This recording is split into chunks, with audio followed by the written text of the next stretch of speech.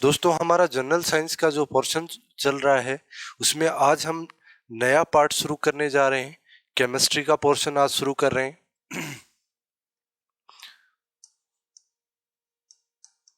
देखिए केमिस्ट्री में आज हमारा जो टॉपिक रहेगा दोस्तों वो रहेगा मैटर यानी कि पदार्थ।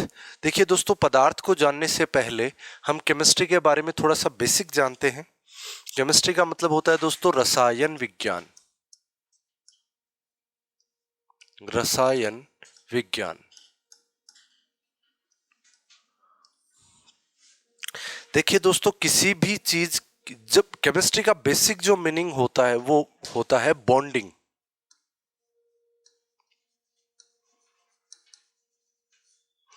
मतलब कि जुड़ाव। देखिए दोस्तों इस नेचर में कोई भी चीज जितने भी आप पदार्थ देख रहे हैं जितनी भी वस्तुएं देख रहे हैं आप जीवन लिविंग ऑर्गेनिज्म को ही चाहे क्यों ना ले लीजिए, हर एक चीज जो मिलकर बनी है वो अलग अलग कंपोजिशन से मिलकर बनी है। जैसे हमारी बॉडी है, हमारी बॉडी भी बेसिकली जिसमें कार्बन है, वाटर है, गैसेस हैं। तो मतलब हमारी बॉडी में भी तीनों टाइप की चीजें हैं। जैसे कि आपका सॉलिड भी है यानी कि ठोस भी है, वाटर है मतलब द्रव है किसकी फॉर्म में, लिक्विड है, और गैसेस भी हैं।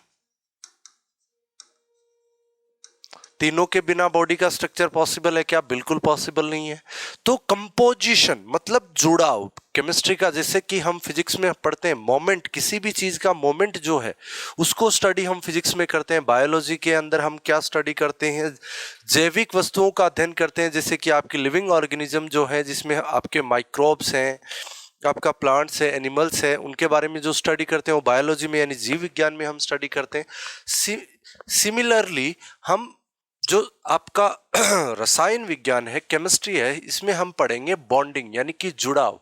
कोई भी पदार्थ या कोई भी मॉलिक्यूल्स अणु आपस में जुड़कर किस तरीके से नए पदार्थों का निर्माण करते हैं, क्या उनकी प्रॉपर्टीज होती हैं, किस तरीके से उनका बिहेवियर होता है, नेचर होता है, ये सब जो कुछ भी हम पढ़ते हैं दोस्तों वो हम पढ़ते हैं केमिस्ट्री के बारे में। अब यहाँ से जनरल जो क्वेश्चन पूछे जाते हैं दोस्तों, जनरल क्वेश्चन ये पूछा जाता है एक तो आपसे केमिस्ट्री में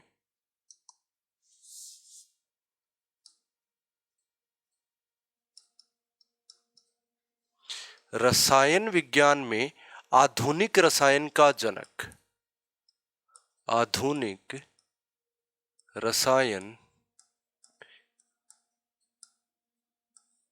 के जनक यानी मॉडर्न केमिस्ट्री के फादर ऑफ मॉडर्न केमिस्ट्री।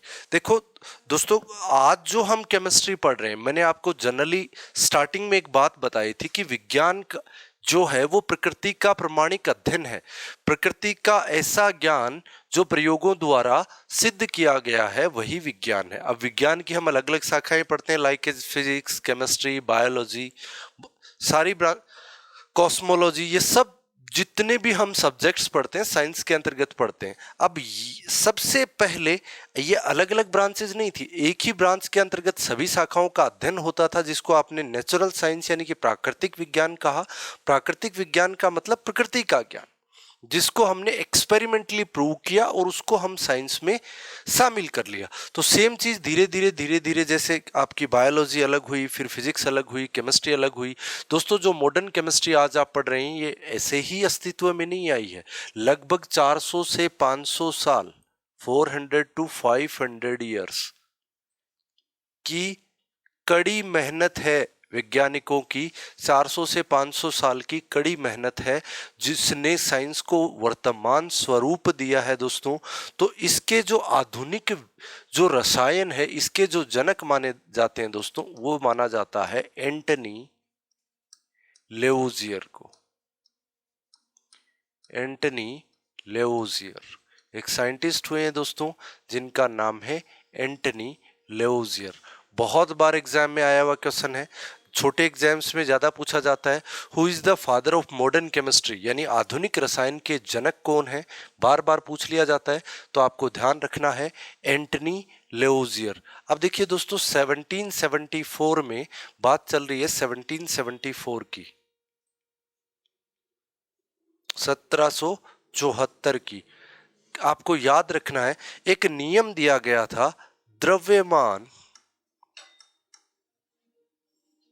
संरक्षण का नियम या द्रव्यमान संरक्षण का सिद्धांत।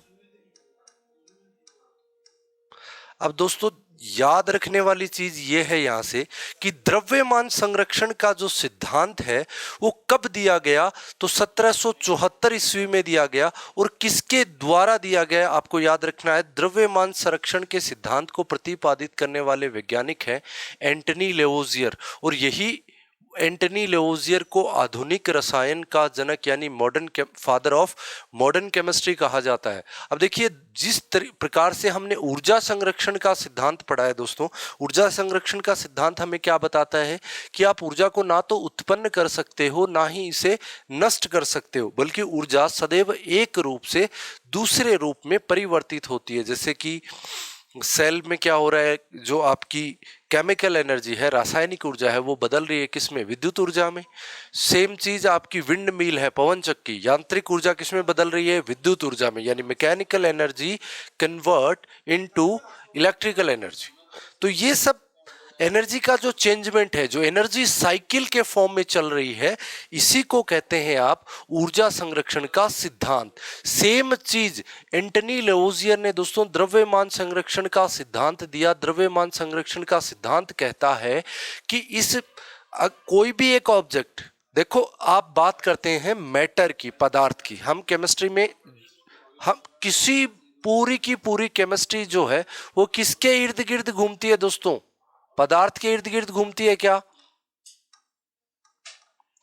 पदार्थ की अवस्थाओं का, इससे जुड़ी हुई जो भी घटनाएं हैं उनका जो अध्ययन आप करते हो वो आप दोस्तों केमिस्ट्री में करते हैं। अब पदार्थ के इर्द गिर्द पूरी आपकी केमिस्ट्री घूमती है। अब इस पदार्थ के अगर हम बात करें तो पदार्थ की बेसिक डेफिनेशन क्या होगी, मैटर है क्या, matter has anything that has mass and occupies space, यानी पदार्थ वो सब कुछ पदार्थ है जो कोई ना कोई स्थान घेरता है और जिसके अंदर द्रव्यमान है। अब मैंने आपको बताया था द्रव्यमान,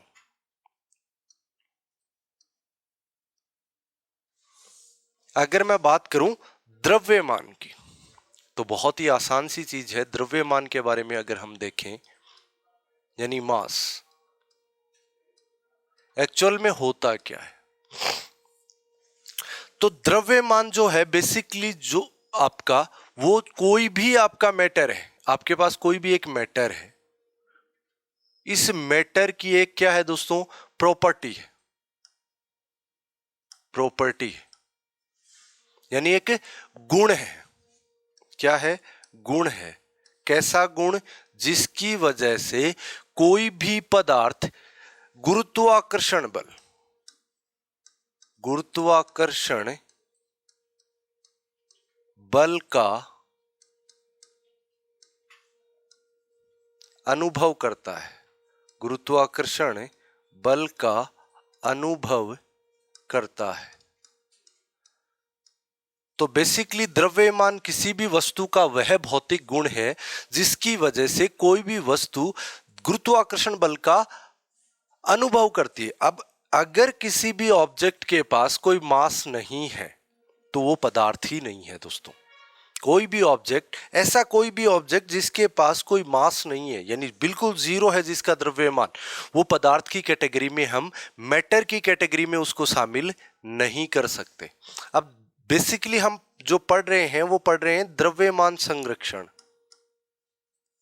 द्रव्यमान संरक्षण का सिद्धांत। अब ये सिद्धांत मैंने अभी आपको बताया कि द्रव्यमान संरक्षण का सिद्धांत है वो 1774 में दिया गया है, 1774 में दिया गया। किसके द्वारा दिया गया, एंटनी लेवोजियर के द्वारा। याद रखने वाली बात है, एंटनी लेवोजियर।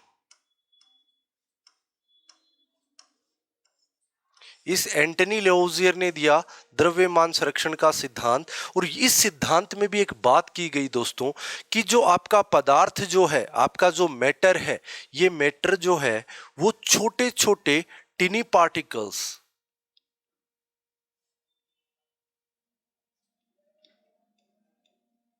यानी कि सूक्ष्म कणों से मिलकर बना है। किससे मिलकर बना है? सूक्ष्म कणों से मिलकर बना है। देखिए दोस्तों, ये जो थ्योरी जो दी गई थी वो 1774 में दी गई थी। ये बताती है हमें किसके बारे में? About the existence of atom, यानी परमाणु के अस्तित्व के बारे में ज्ञान करवाती है। देखिए दोस्तों, रदरफोर्ड से पहले दो ऐसे साइंटिस्ट हुए जिन्होंने बात की। जनरली एग्जाम में क्वेश्चन पूछा जाता है कि उन दो वैज्ञानिकों के बारे में बताइए, या उन दो वैज्ञानिकों का नाम बताइए जिन्होंने रदरफोर्ड से पहले, सॉरी आपके जॉन डाल्टन से पहले परमाणु के एग्जिस्टेंस यानी परमाणु के अस्तित्व की बात की है। तो वो दो वैज्ञानिकों में से एक वैज्ञानिक तो है आपके एंटनी लेवोजियर, जिन्होंने अपने सिद्धांत the principle of mass conservation यानी द्रव्यमान संरक्षण के सिद्धांत में इन्होंने परमाणु के अस्तित्व के ऊपर बात की। और दूसरे एक साइंटिस्ट और हुए इनके जस्ट 5 साल बाद में, यानी 1779 में एक साइंटिस्ट हुए जिनका नाम है प्रिस्ले। इस प्रिस्ले ने क्या किया था दोस्तों? एक अणुओं की गति का सिद्धांत दिया था, जिसमें इन्होंने भी यह बात की थी कि जो आपका परमाणु है, सॉरी जो आपका पदार्थ है, वो छोटे छोटे बहुत ही जो अविभाज्य कणों से मिलकर बना है। अब जिनको बाद में नाम दिया गया परमाणु। तो आपके किससे? डाल्टन से पहले वो साइंटिस्ट जिन्होंने परमाणु के अस्तित्व की बात की है, एटम के एग्जिस्टेंस की बात की है, तो वो दो साइंटिस्ट हैं आपके एंटनी लेवोजियर और प्रिस्ले। आपको याद रखना है। वो आपसे पूछा जा सकता है कि द्रव्यमान संरक्षण का सिद्धांत कब व किसके द्वारा दिया गया? तो 1774 में एंटनी लेवोजियर द्वारा दिया गया। नेक्स्ट हमने इसमें बात की दोस्तों, फादर ऑफ मॉडर्न केमिस्ट्री किसको कहा गया? एंटनी लेवोजियर को कहा गया। अब दोस्तों, एक हमारे पास तत्व है ऑक्सीजन, O2।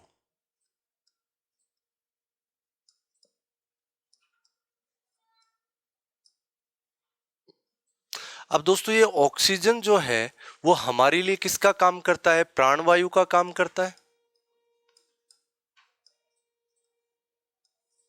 प्राणवायु के तौर पर कार्य करता है, यानी इसके बिना हम जीवित रह सकते हैं क्या? बिल्कुल नहीं रह सकते। दूसरी चीज, आप किसी भी चीज को बर्न करते हैं, जलाते हैं, यानी किसी भी चीज का जलना किसकी प्रेजेंस में ही पॉसिबल है? ऑक्सीजन की प्रेजेंस में ही पॉसिबल है। अगर ऑक्सीजन नहीं होगी तो आग नहीं जलेगी दोस्तों। तो एक बहुत ही महत्वपूर्ण गैस है। लगभग हमारे वायुमंडल में, हमारे एटमॉस्फेयर में इसकी जो प्रेजेंस है वो कितनी है दोस्तों? 21%, 21% उपस्थिति है ऑक्सीजन की। अब सबसे पहले अगर मैं बात करूं तो देखिए दोस्तों, इस ऑक्सीजन से रिलेटेड बार बार एग्जाम में क्वेश्चन पूछे जाते हैं कि ऑक्सीजन को आइसोलेट करने वाले जो साइंटिस्ट थे या ऑक्सीजन के खोजकर्ता के नाम पे अगर हमें पूछा जाए तो देखिए दोस्तों, इसमें काफी कंट्रोवर्सी रहती है। बार बार दो साइंटिस्टों के नाम दिए जाते हैं। अब हमें यह पता नहीं चलता कि किस साइंटिस्ट ने इसको एक्चुअल में डिस्कवर किया था। तो देखिए दोस्तों, इसमें दो साइंटिस्ट आपको याद रखने हैं ऑक्सीजन से रिलेटेड। अगर मैं बात करूं ऑक्सीजन की, तो ऑक्सीजन से रिलेटेड आपको दो साइंटिस्ट यहां पर याद रखने। एक का नाम है विलियम सील, विलियम सील, और दूसरे साइंटिस्ट हैं प्रिस्ले।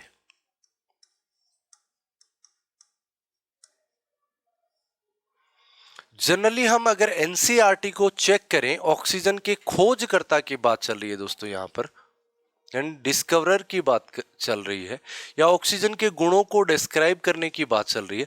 तो इस खोजकर्ता के रूप में हम किसको पढ़ते हैं दोस्तों? ज्यादातर हमें बुक्स में दिया होता है प्रिस्ले।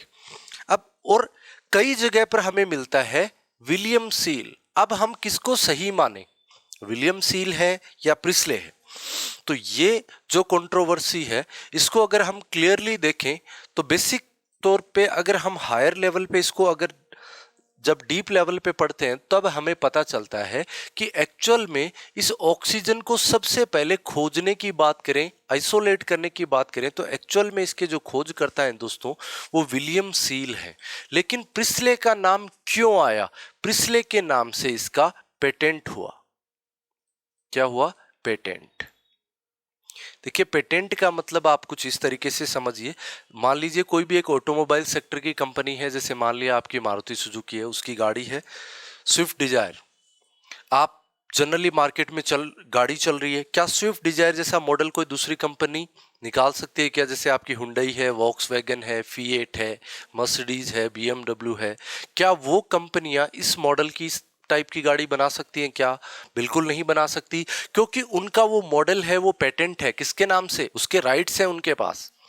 अगर ऐसी मॉडल की कोई गाड़ी कोई कंपनी लॉन्च करेगी तो उसके लिए वो पे करेगी किसको? मारुति सुजुकी को। तो सेम चीज इन्होंने, देखो विलियम सील ने एक्चुअल में इसको डिस्क्राइब किया था और इसको खोजा था, इसके गुणों को समझाने की कोशिश की थी, लेकिन किन्हीं कारणों से इसका पेटेंट वो नहीं करवा पाए। पेटेंट करवाया किसने? प्रिस्ले ने करवाया। इसीलिए एग्जाम में ज्यादातर जो आपको ऑक्सीजन की खोजकर्ता के रूप में आंसर मिलेगा वो प्रिस्ले मिलेगा। लेकिन अगर आपको क्वेश्चन पूछ लिया जाए कि ऑक्सीजन O2 के खोज करता है, मान लीजिए ये क्वेश्चन आपको मिल गया और आपको 4 ऑप्शन दिए हुए। पहला दे रखा है विलियम सील,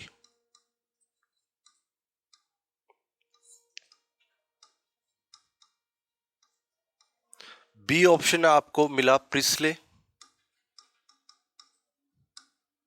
सी ऑप्शन में आपको मिला मान लीजिए मोजले,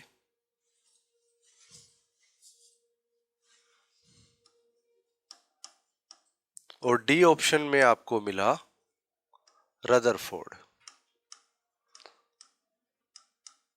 अगर मान लीजिए क्वेश्चन इस तरीके से आए, अगर मान लीजिए अलग अलग आते हैं, सिर्फ अकेला आपको विलियम सील दिया होता है या प्रिस्ली दिया होता है, तब तो कोई कंफ्यूजन ही नहीं है भाई। ऑप्शन में अगर ये है तो इसको टिक कर दो और ये है तो इसको टिक कर दीजिए। लेकिन अगर बाई चांस आपसे क्वेश्चन इस प्रकार से पूछ लिया जाए, तब आपको एक्चुअल में आपका जो आंसर रहेगा दोस्तों वो होना चाहिए विलियम सील। ये आपका राइट आंसर होगा दोस्तों। अगर इस तरीके से आपसे क्वेश्चन पूछ लिया जाए तब आपका राइट आंसर होगा दोस्तों विलियम सील। क्यों? क्योंकि मैंने बताया कि सबसे पहले आइसोलेट करने वाला जो साइंटिस्ट है दोस्तों वो कौन है? विलियम सील है। लेकिन इनके नाम से पेटेंट नहीं हो पाया। पेटेंट किसके नाम से हुआ? प्रिस्ले के नाम से हुआ। इसलिए ऑक्सीजन के खोजकर्ता के रूप में ज्यादातर बुक्स में जो पढ़ते हैं हम, वो प्रिस्ले को पढ़ते हैं। अब देखिए दोस्तों, नेक्स्ट हमारे पास जो तत्व है वो है हाइड्रोजन, H2।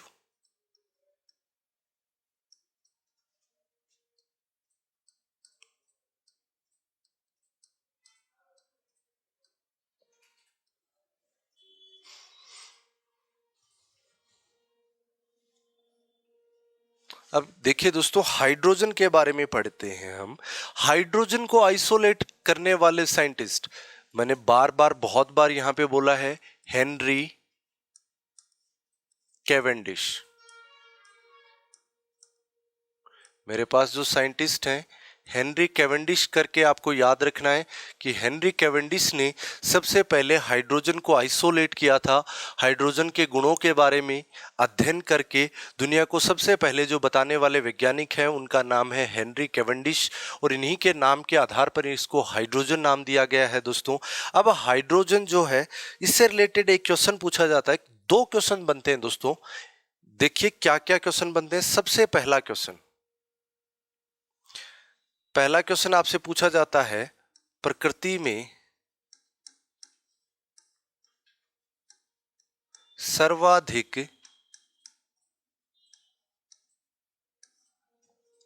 मात्रा में पाया जाने वाला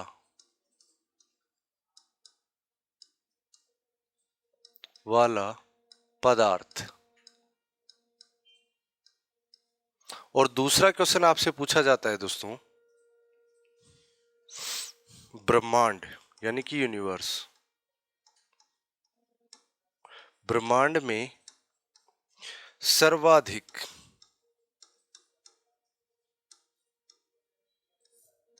पाया जाने वाला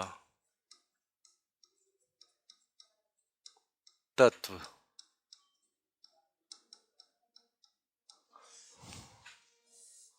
पाया जाने वाला तत्व पूछा जाए यहाँ पे भी आपसे, तो देखिए दोनों के आंसर बिल्कुल अलग अलग होंगे दोस्तों।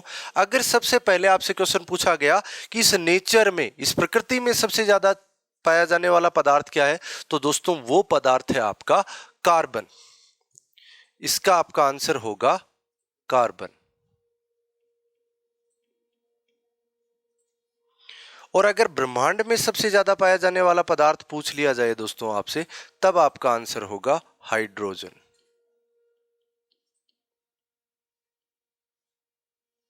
ये दोनों आंसर बिल्कुल अलग अलग हैं दोस्तों, लेकिन कुछ सेम तरीके से पूछे जाते हैं, इसलिए कंफ्यूजिंग होते हैं, हम इसको गलत कर देते हैं।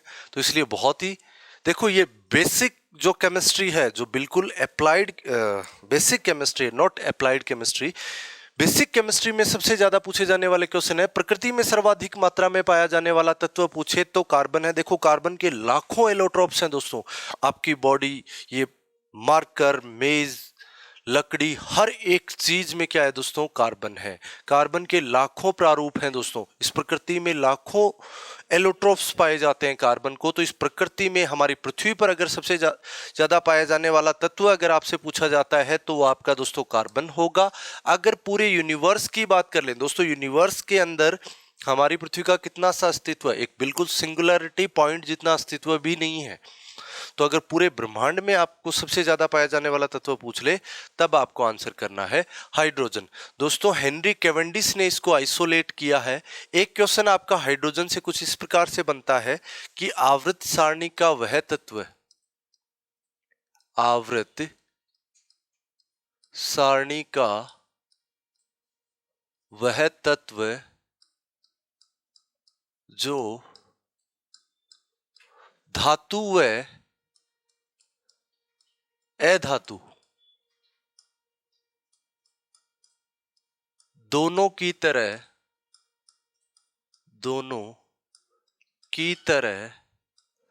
व्यवहार करता है।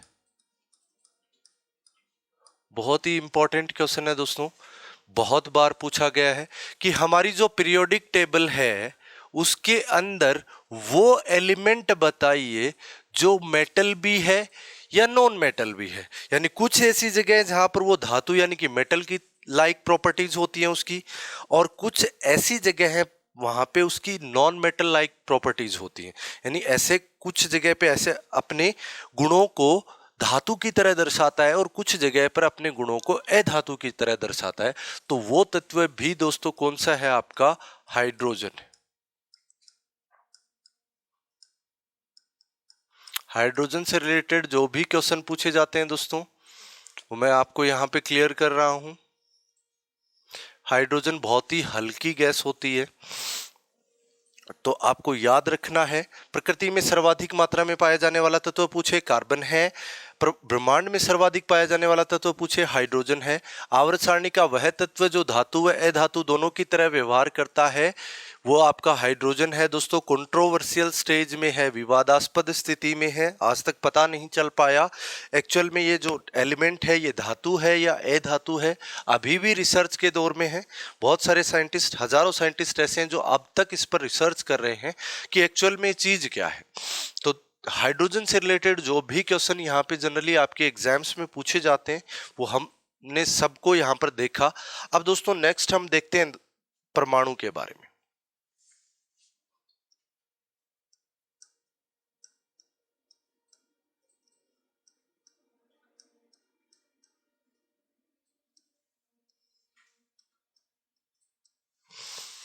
अब देखिए परमाणु यानी कि एटम, ये मान लीजिए मेरे पास कोई भी एक परमाणु,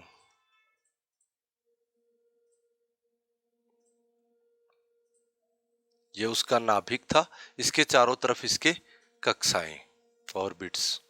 अब इसके नाभिक में क्या होता है, न्यूट्रॉन होते हैं और प्रोटॉन होते हैं। प्रोटॉन पे कैसा चार्ज, पॉजिटिव चार्ज होता है। अब इसकी जो आउटर ऑर्बिट्स हैं, ये जो कक्षाएं हैं, इनमें क्या चक्कर लगाते हैं, इलेक्ट्रॉन चक्कर लगाते हैं।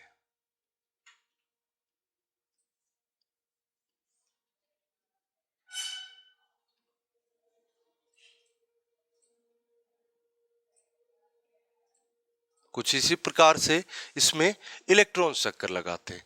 अब दोस्तों देखिए, इलेक्ट्रॉन जो होता है, इलेक्ट्रॉन पे कैसा चार्ज? ऋणात्मक आवेश, ऋणात्मक आवेश यानी कि नेगेटिव चार्ज।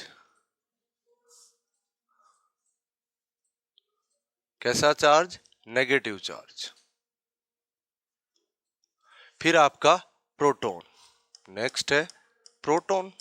प्रोटॉन पे कैसा आवेश? धनात्मक आवेश। और आपका न्यूट्रॉन, और न्यूट्रॉन जो है उसके ऊपर किसी भी टाइप का चार्ज नहीं होता दोस्तों, तो ये उदासीन होता है।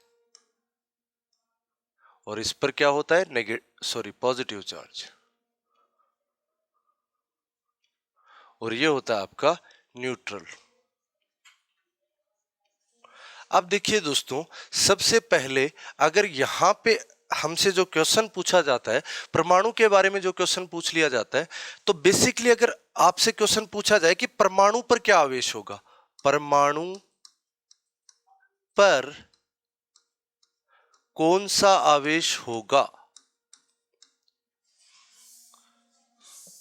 देखिए दोस्तों, क्वेश्चन हमसे पूछा जाता है यहां से, परमाणु पर कौन सा आवेश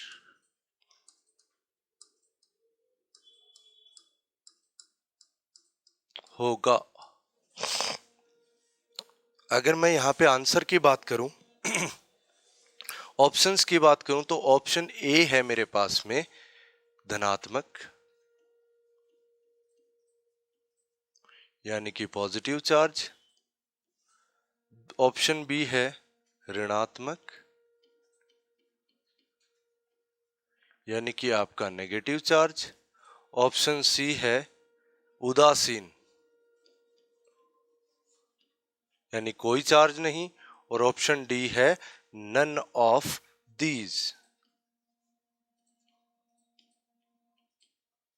अब दोस्तों यहां से देखने वाली बात यह है, इलेक्ट्रॉन पे कैसा चार्ज है? नेगेटिव चार्ज है, जिसकी वैल्यू क्या होती है? -1.6 इंटू 10⁻19 कूलम। और इस पर क्या होता है? सेम होता है, लेकिन वो किस में होता है? पॉजिटिव में होता है। 1.6 इंटू 10⁻19 कूलम। अब ये इन दोनों के ऊपर पाया जाने वाला आवेश है दोस्तों, ये यहां से आप ध्यान दीजिए। अब अगर नंबर ऑफ इलेक्ट्रॉन्स और नंबर ऑफ प्रोटॉन्स इक्वल है, मान लीजिए ये तो आपका माइनस में है 1.6 इंटू 10⁻19 कूलम, और ये आपका पॉजिटिव है 1.6 इंटू 10⁻19 कूलम। पॉजिटिव से नेगेटिव से पॉजिटिव क्या हो जाएगा? कैंसिल हो जाएगा, और इसके ऊपर जो आवेश बचेगा वो कितना बचेगा दोस्तों?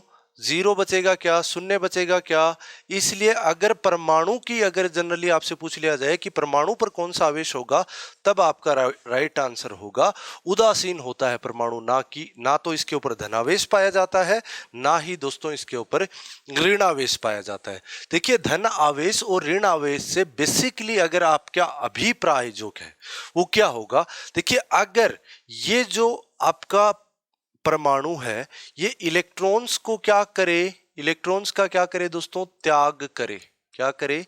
त्याग करे। तो ये आपका जो परमाणु है तो पॉजिटिव बढ़ जाएगा, अरे नेगेटिव की बजाय पॉजिटिव ज्यादा रह जाएगा, तो ये क्या होगा? धनावेशित हो जाएगा, धनावेशित। और अगर ये इलेक्ट्रॉन्स को क्या करे दोस्तों? ग्रहण करे, ग्रहण कर ले, तो दोस्तों ये क्या हो जाएगा? उस कंडीशन में क्या होगा? ऋण आवेशित। क्योंकि इलेक्ट्रॉन्स बढ़ गए तो मतलब नेगेटिव चार्ज बढ़ गया, और नेगेटिव चार्ज बढ़ गया तो मतलब क्या हो गया? ये ऋण आवेशित हो गया। बहुत ही आसान सी बात है। और यहां पर ये क्या है? धनावेशित है। तो दोनों कंडीशन आपके लिए मैंने क्लियर कर दी है। तो ये था दोस्तों हमारे पास जो बेसिक जो यहां से केमिस्ट्री से क्वेश्चन पूछे जाते हैं, बहुत ही आसान आसान चीजें हैं, लेकिन यहाँ से बहुत सारे क्वेश्चन बनते हैं जो कि हमारे लिए बहुत इंपॉर्टेंट क्वेश्चन है। और इसके अंदर हमारा जो फर्स्ट टॉपिक रहेगा दोस्तों वो रहेगा पदार्थ व इसकी अवस्थाएं। पदार्थ के बारे में हम बात करेंगे। तो सबसे पहले जनरली अगर पदार्थ की मैं बात कर लूं दोस्तों, पदार्थ यानी कि matter.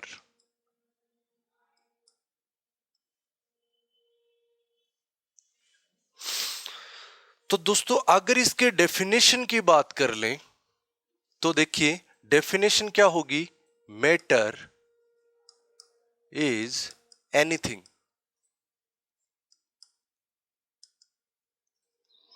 That has mass and occupies space। अब देखिए इसका मतलब वह सब कुछ, वह पदार्थ है जिसमें द्रव्यमान है, जिसमें द्रव्यमान हो तथा वह स्थान घेरता हो।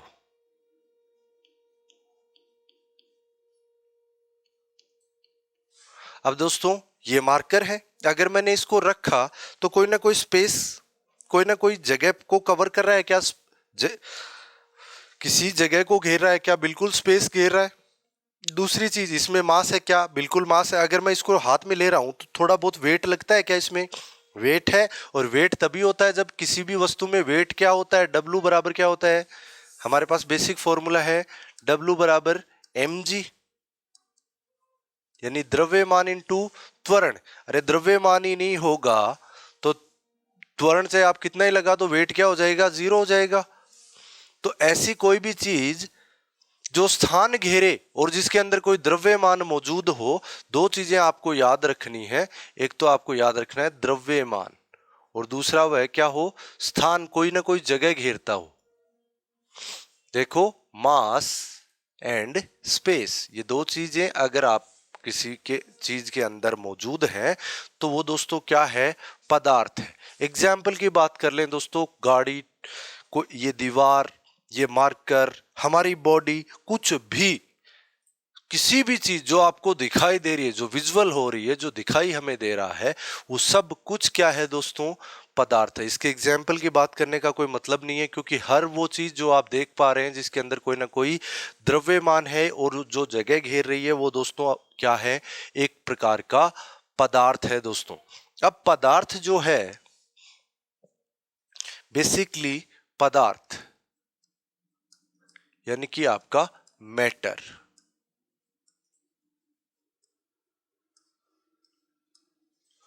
सूक्ष्म पदार्थों, सूक्ष्म कणों द्वारा निर्मित, सूक्ष्म कणों द्वारा निर्मित होता है। हमें पता है भाई सूक्ष्म कणों द्वारा निर्मित होता है, जिसको आप क्या कहते हैं दोस्तों? अणु कहते हैं।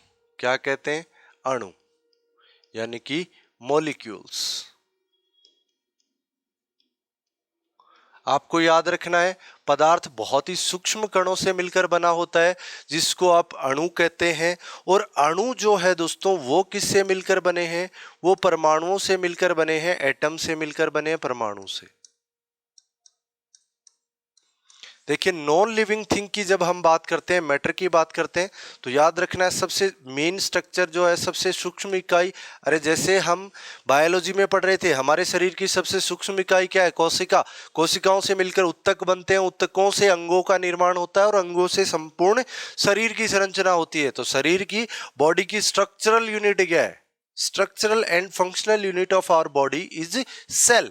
वैसे ही किसी भी मैटर की स्ट्रक्चरल यूनिट जो है, जो उसको स्ट्रक्चर देती है, वो दोस्तों क्या है?